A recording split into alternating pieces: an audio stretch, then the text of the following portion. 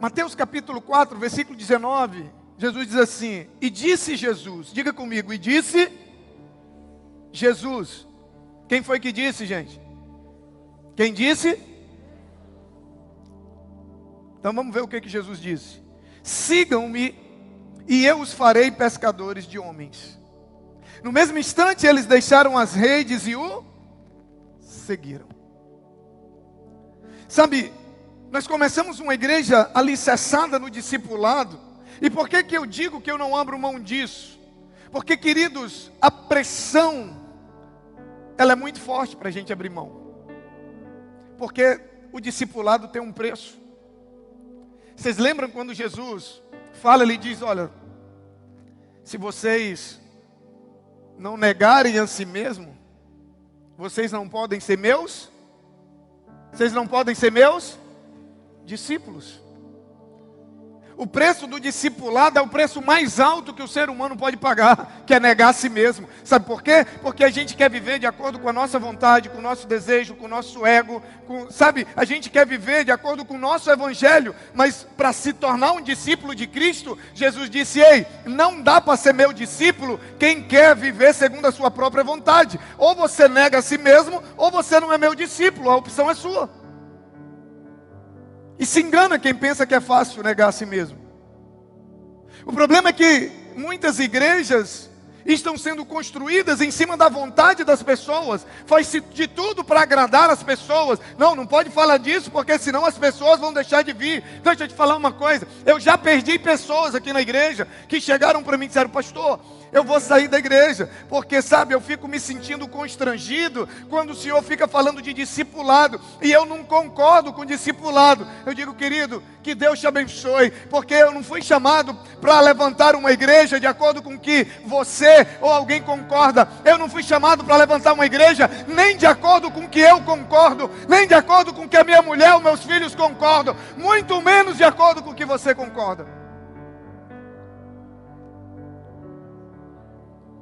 E é fácil sair, sabe por quê? Porque vai encontrar numa esquina bem próximo alguém que está disposto a dizer tudo o que você gosta de ouvir, mas que vai estar te enganando.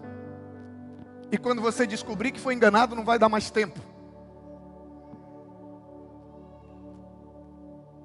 Já passei tantas situações. Sabe, além da minha fidelidade àquilo que a Bíblia diz, além da minha fidelidade a Ele e ao projeto dEle de igreja, está a minha história de vida. Queridos, a minha vida nunca mais foi a mesma, desde que eu comecei a ser discipulado e a discipular pessoas. Minha vida nunca mais foi a mesma. Se tem um motivo, se tem algo por trás de tudo que eu tenho vivido, se tem uma das coisas que eu sei que é uma das coisas principais, um dos principais responsáveis por tudo que eu tenho vivido, é o fato de eu me deixar discipular e de eu cuidar de pessoas. Isso eu não tenho dúvida, isso é muito claro para mim. Sabe, a nossa resposta a essa missão que Ele dá para a igreja, essa pode abalar tanto a nossa vida, a nossa estrutura, porque a partir do momento que eu começo a ser discipulado, minha vida nunca mais é a mesma. Deixa eu te falar uma coisa, pastor, eu não quero que mexa em nada na minha vida, então não se deixe discipular, porque não é o discipulador que vai mudar a tua vida, não, mas na hora que ele começar a te ensinar, na hora que você começar a aprender, é impossível você permanecer a mesma pessoa, é impossível. O discipulado abala a nossa estrutura e abala a estrutura de quem é discipulado. Só que muita gente, por que muita gente resiste? Porque acham que o discipulado tem a ver com algumas coisas que eles pensam e não tem nada a ver. Como, por exemplo, tem gente que diz assim, pastor, eu não estou preparado para discipular, porque eu ainda tenho algumas falhas. Eu digo, oh, querido, que legal, bem-vindo. Eu não sou o anjo Marquinhos, eu sou o pastor Marquinhos. Eu também tenho falhas. E discipulado não tem a ver comigo, discipulado tem a ver com Ele. Eu não estou fazendo discípulos do Marquinhos, eu estou fazendo discípulos de Cristo. Tem gente que pensa que tem que ter um MBA para poder discipular. Não. Discipulado é simples. Diga comigo, diga o discipulado. É simples. Sabe, discipulado ele não tem nada a ver com o que muitas pessoas pensam. Trata-se de pessoas comuns, preparando pessoas comuns para viver a sua fé, para compartilhar a sua fé em ambientes comuns. Qualquer um pode cumprir essa missão. Se não fosse assim, ele não teria dado a missão a todos. Se discipular fosse algo específico para pastores, para mestres, ele teria deixado claro na palavra. Mas não é isso que a Bíblia diz. A missão de fazer discípulos é para todos, então todos podem cumprir a missão. Discipulado, querido, se eu pudesse resumir, eu diria que discipulado é relacionamento. E o que é a vida cristã se não é relacionamento? Discipulado envolve relacionamento meu com Deus, relacionamento meu com cristãos e relacionamento meu com ímpio.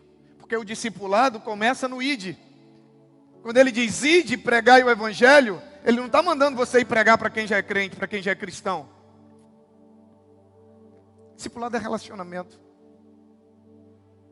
A única coisa que faz o coração de Deus bater é almas sendo ganhas, sendo cuidadas, sendo restauradas, sendo transformadas no seu reino.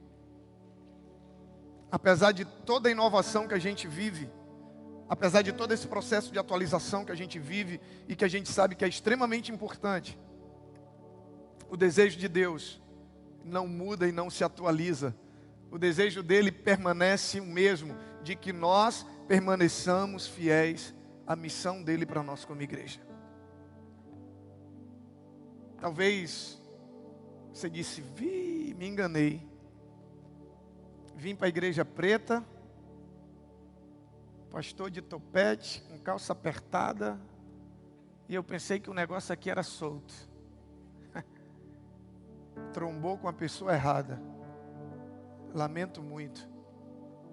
Porque método, modelo, estrutura, não só se pode, como deve se atualizar de tempos em tempos, mas princípios são inegociáveis. Não dá para abrir mão de ser uma igreja que conhece e que obedece a palavra. Não dá para ser mão de uma igreja que faz discípulos. Não dá. Ah, pastor, eu não... E aí, agora como é que fica a minha situação? Eu não quero ser discipulado e nem quero fazer discípulo e não quero sair daqui. Não tem problema nenhum, você vai ficar aí. Você só precisa entender que você vai me ver falar muito sobre discipulado. Você vai me ver falar muito sobre orar todos os dias. Você vai me ver falar muito sobre estudar a Bíblia. Você vai me ver falar muito sobre caráter cristão. Você vai me ver confrontar o pecado. Não tem problema nenhum.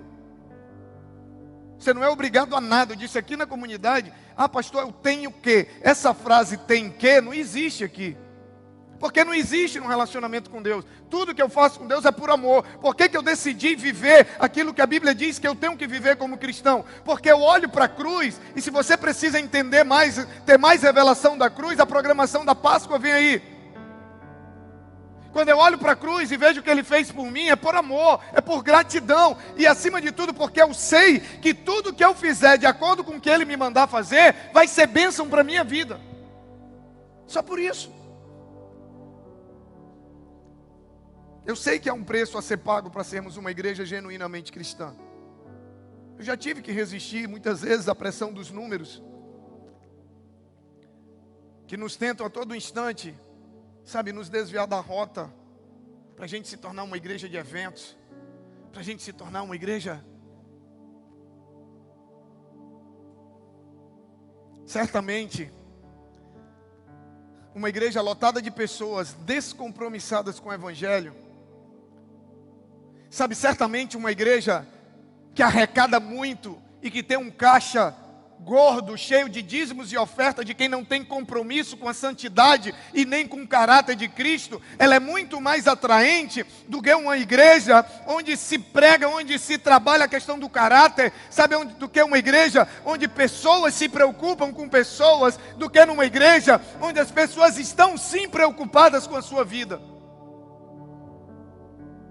A diferença entre se meter na sua vida e se preocupar com a sua vida. E nós somos uma igreja que se preocupa com você. Só que tem pessoas que não gostam, tem gente que quer. Por quê? Porque a estrutura dela é ameaçada. Não quer viver uma vida cristã.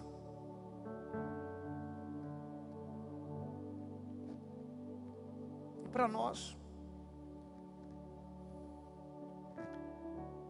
uma igreja que só fala em receber, certamente ela é muito mais atraente do que uma igreja que vai desafiar você a ser generoso, sabe? A contribuir e ajudar quem não tem desde o primeiro momento que você entra por aquela porta. Porque cristianismo não é sobre receber, cristianismo é sobre dar. Mas falar sobre receber atrai muito mais. Falar aquilo que você gosta de ouvir atrai muito mais. Só que deixa eu te falar uma coisa, não é o que você gosta de ouvir que vai te abençoar. A Bíblia diz que o generoso prospera. Aí eu quero prosperar retendo, mas a Bíblia diz que o generoso prospera, e aquele que retém o que deveria dar, ele cai na pobreza. Quando nós estamos ensinando você a andar segundo a palavra, é a melhor coisa que nós podemos fazer pela sua vida. Só que as pessoas não entendem. Uma igreja onde você é somente servido, ela vai ser muito mais atrativa do que uma igreja que no dia que você vem aqui, depois não deu tempo nem eu chegar, já querem que eu vá servir. É exatamente. É isso mesmo. Mas por quê, pastor? Porque no evangelho é assim. É assim no evangelho. Porque é melhor para você. Porque a Bíblia diz que há maior prazer em servir do que ser servido. Porque a Bíblia diz que tem coisa que você só vai desfrutar quando você servir e não ficar sendo servido. Eu fiz uma escolha há 15 anos, 16 anos. E eu decidi quebrar alguns estereótipos. Desde o início. A nossa igreja nunca foi normal. Nós nunca fomos normais. Eu nunca fui um pastor dentro dos padrões. Primeiro que eu nunca fui gordo nem careca, que era o padrão da época. Tinha que ser gordo, careca, usar óculos e ter cara feia. Tinha que ser carrancudo, tinha que botar medo. Pastor bom tinha que botar medo. Eu nunca usei um paletó e uma gravata num culto, a não ser num casamento. Ah, pastor, é pecado? Não, não estou dizendo que é pecado, não estou dizendo que é errado. Eu estou dizendo para você que nós temos que nos mover por aquilo que a Bíblia diz. Que às vezes a gente está preocupado com um monte de questões externas e a gente está deixando de cumprir exatamente aquilo que Ele quer que a gente faça. A gente está preocupado com a roupa do irmão, do fulano, disso, daquilo. Eu ouvi algo essa semana, pela segunda vez me chamou a atenção. O Wesley me falou essa semana, mas alguém já tinha me falado, eu não lembro quem foi. Disse, pastor, o senhor percebeu que a atmosfera do culto de segunda-feira está diferente? Eu falei, verdade. E ele disse, sabe o que acontece, pastor? É que no domingo virou compromisso. Domingo virou obrigação. E na segunda-feira só está vindo quem realmente tem negócio. E aí, meu amigo, a atmosfera é outra. Domingo de manhã, a atmosfera do culto sempre é diferente, sim ou não? Sempre. Sabe por quê? Porque só vem quem tem negócio. Quem não tem fica dormindo. Fica revendo a corrida do Ayrton Senna, não tem Fórmula 1, ele gosta, mas ele vai ver a corrida da época do Senna, mas ele não vem para o culto. Ceia, Santa Ceia, não vem. Só vem quem tem negócio. Mudou para quinta-feira nós tivemos mais gente do que na última segunda. Uma atmosfera extraordinária, por quê? Porque domingo e quarta virou obrigação, sabe, virou compromisso, virou rotina. E Deus não tem compromisso com isso. Deus tem compromisso com sede, com compromisso, com responsabilidade, sabe? E eu falei, faz sentido. Durante essa pandemia, muitas vezes eu ouvi dizer assim, o que Deus está querendo da igreja nessa época? O que Deus está querendo da igreja nesse tempo? O que Deus está falando, está querendo falar com a igreja? Com o ímpio eu não sei, mas com a igreja eu sei o que Ele está querendo falar. Ele está querendo falar a mesma coisa que Ele falou há 100, há 200, há 500, há 2000 anos atrás. Por quê? Porque Ele não muda. O Evangelho não muda. A proposta do Evangelho para nós, ela não muda. Sabe, Deus está querendo falar para nós a mesma coisa que foi falada em Jerusalém há mais de 2000 anos atrás. Está dizendo, ei, vão e façam discípulos. Não mudou nada. Você conhece a história de Jonas? Quem conhece? Você lembra que Jonas, Deus dá uma missão para Jonas e ele foge dela. E aí ele está lá no barco. Vem a tempestade, joga ele no mar, ele vai parar no ventre do grande peixe, joga ele na praia, ele se arrepende e diz, Senhor, agora eu vou fazer o que o Senhor quer que eu faça. O que o Senhor quer que eu faça? O que Deus queria que Jonas fizesse? Tinha mudado o projeto de Deus para Jonas, sim ou não? Tinha mudado a missão de Deus para Jonas, sim ou não? Não. Deus disse, Jonas, é a mesma coisa. Vai para Nínive e prega o Evangelho, é isso que eu quero que você faça. O projeto e o propósito de Deus para a sua igreja não muda. Pode passar o tempo que passar, pode acontecer o que acontecer, o projeto dele para nós não muda, a missão dele não muda, mesmo se desviando, sabe, dela e indo para o ventre do peixe. Quando Jonas decide obedecer, a ordem era a mesma. Concorde você ou não, goste você ou não, entenda você ou não, faça você ou não, a missão dele para a igreja continua a mesma. Continua mesmo. E aqui, a igreja que eu vejo é uma igreja que cumpre a sua missão. Se você é membro da comunidade Batista Vida, se você está chegando, se você quer ficar conosco, meu Deus, como você é bem-vindo. Mas deixa eu falar uma coisa para você, nesse lugar, o nosso projeto é levantar uma igreja de trabalhadores do reino. Uma igreja que entende a sua missão e que cumpre a sua missão. Uma igreja que entende que o cumprimento da sua missão,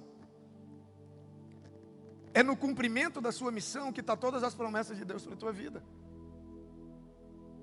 A última palavra, eu já vou encerrar. A última palavra que Jesus disse para os discípulos, antes de morrer, antes de ir para a cruz, antes de todo o processo da cruz começar, quando Jesus fala para os discípulos, vão, ide por todo mundo, pregue o Evangelho, façam discípulos, é exatamente no momento que Jesus vai ser conduzido para a cruz. E aí eu pergunto para você, vem aqui comigo, você vai no aeroporto deixar, a tua família vai no aeroporto te deixar. Aí você vai no carro dando as instruções, sim ou não? Você vai dizendo, olha, faz isso aqui, paga isso aqui, né? Não esquece disso aqui, tal, tal. Aí você chega lá, na hora de descer do carro, você vai embora, é o último momento, o que você vai repetir para a pessoa? Aquilo que é mais? Sim ou não, gente?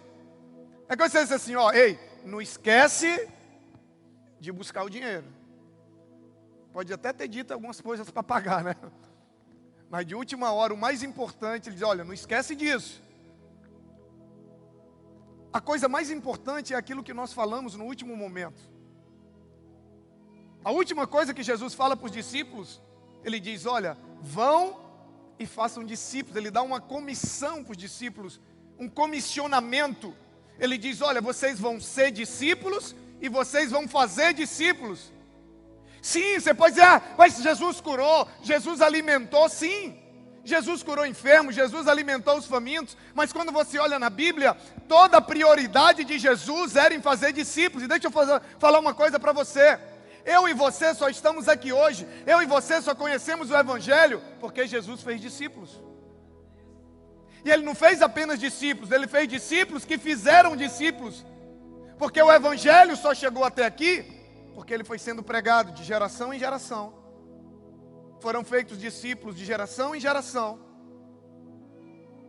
E é por isso que nós estamos aqui hoje e nós temos acesso ao Evangelho. Gente, o discipulado era tão simples, mas tão simples, que um carpinteiro explicou para os pescadores na única frase que nós lemos no versículo que nós citamos. Você tem ali um carpinteiro, olha para os pescadores e diz, Bora comigo, que eu vou fazer de vocês pescadores de homens. Bora comigo, que eu vou ensinar vocês a pescar homens. Isso é discipulado. Vem comigo, que eu vou te ensinar a ganhar pessoas para Cristo e a cuidar de pessoas para Cristo. É para isso que Jesus nos chama. Jesus não nos chama para dar casa, para dar carro. Não, pelo contrário, você viu que Jesus tira os discípulos da zona que eles estavam. É lógico que a vida cristã, muitas coisas acontecem e Ele nos abençoa, mas isso é consequência, isso não é o foco. Isso é apenas resultado de vivermos e cumprirmos a missão que Ele tem para nós. Sabe, a igreja que nós vemos é uma igreja que enxerga e que entende que não dá para ser cristão sem ser discípulo. Você não vê em nenhum momento da Bíblia Jesus dizendo: ide e fazei membros de igreja, ide e fazei visitantes de igreja. Jesus diz: ide e fazei discípulos. E Ele diz: se você não for meu discípulo, você não pode herdar o reino. Para você ser discípulo, você tem que negar a si mesmo. E isso é algo que ninguém quer. Ninguém quer negar a si mesmo. Discipulado é tão simples, sabe? Não era... Você vê nesse texto que nós lemos, não era um neurocirurgião falando para um cientista espacial. Não, é um carpinteiro falando para pescador. Bora comigo que eu vou te ensinar a pescar homens para o meu reino. A gente aqui complica tudo, como diria o Thales, o Roberto. É muito simples. É tão simples que todos nós podemos fazer. Seja homem, mulher, jovem, idoso, rico, pobre. Todos nós somos chamados a fazer discípulos. Ah, pastor, mas eu não tenho tempo. Tempo você tem. O problema é que você prioriza o seu tempo para ganhar dinheiro. Ah não, pastor, meu negócio não é dinheiro, é não? Então trabalha o mês inteiro e manda o dinheiro para a conta da igreja, já que teu problema não é dinheiro. Tempo você tem. Você só precisa decidir o que é prioridade na sua vida. Só que se você nunca for discípulo, você nunca vai fazer discípulo, porque a Bíblia diz que cada um reproduz segundo a sua espécie. Isso é um princípio de Deus.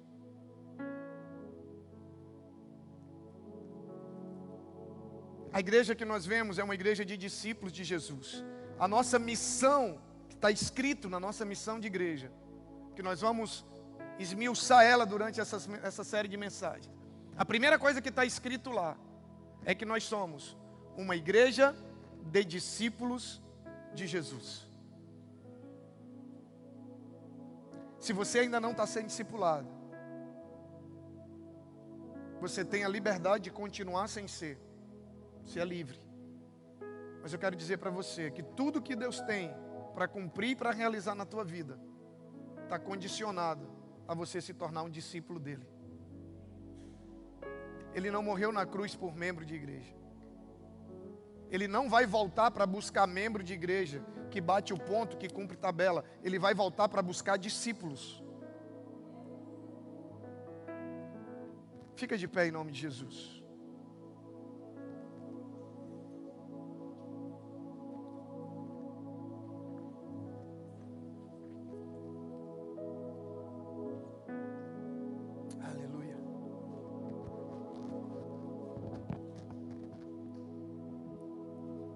Eu queria que você fechasse os teus olhos, eu quero orar por você. Nós já vamos encerrar. Eu tenho 2 desafios para você.